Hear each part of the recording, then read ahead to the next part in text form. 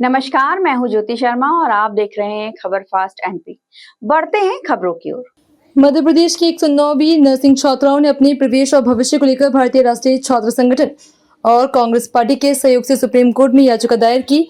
NSUI प्रदेश उपाध्यक्ष रवि परमार ने बताया कि सुप्रीम कोर्ट में ये याचिका हाई कोर्ट के आदेश के विरुद्ध दायर की गई है, जो कि मध्य प्रदेश की 60,000 छात्राओं के हक की लड़ाई है। परमार ने बताया कि मध्य प्रदेश कर्मचारी चयन मंडल द्वारा प्री नर्सिंग सिलेक्शन टेस्ट 2022 की परीक्षा जून 2023 में आयोजित की गई। इस परीक्षा के परिणाम पर हाईकोर्ट द्वारा रोक लगा दी गई, लेकिन 27 मार्च 2024 को हाईकोर्ट के आदेश के बाद परीक्षा परिणाम जारी कर दिया गया।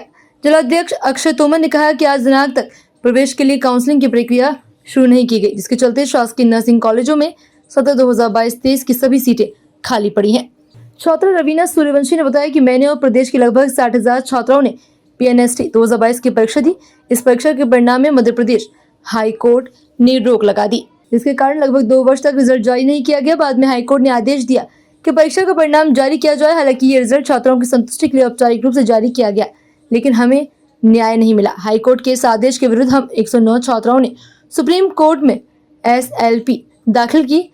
ये सुप्रीम कोर्ट में याचिका कांग्रेस पार्टी और एनएसयूआई की मदद से दायर की गई। इस याचिका में मध्य प्रदेश शासन संचालक चिकित्सा शिक्षा, मध्य प्रदेश आयुर्विज्ञान विश्वविद्यालय, Indian nursing council, Madhya Pradesh कर्मचारी चयन मंडल सहित प्राइवेट नर्सिंग कॉलेज एसोसिएशन को पक्षकार बनाया गया।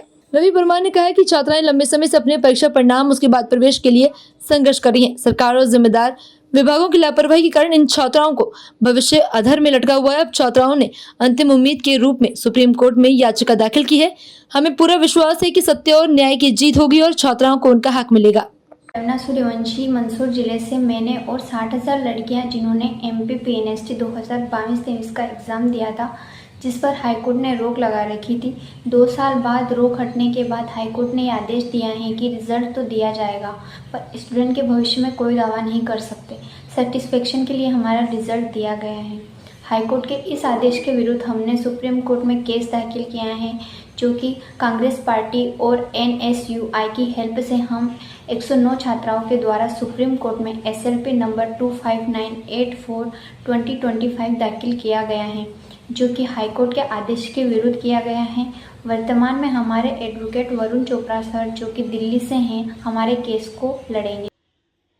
मध्य प्रदेश सरकार और चिकित्सा शिक्षा विभाग की लापरवाही के कारण आज सैकड़ों नर्सिंग छात्र छात्राओं को सुप्रीम कोर्ट का दरवाजा खटखटाना पड़ा। जिस तरह से मध्य प्रदेश में नर्सिंग घोटाला हुआ, नर्सिंग घोटाले की वजह से कई छात्र छात्राओं का भविष्य अधर में अटक गया।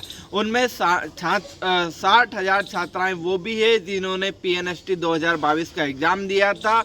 कई सालों तक उनका रिजल्ट अटका रहा। उसके बाद जब रिजल्ट आया तो काउंसलिंग नहीं हुई।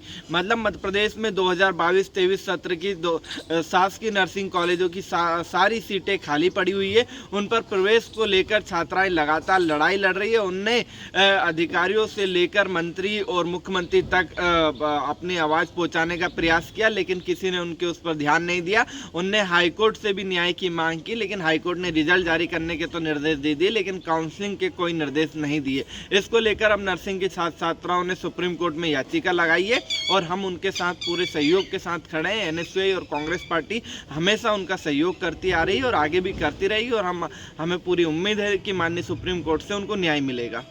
फिलहाल खबरों में इतना ही। बने रहिए खबर फास्ट एमपी के साथ।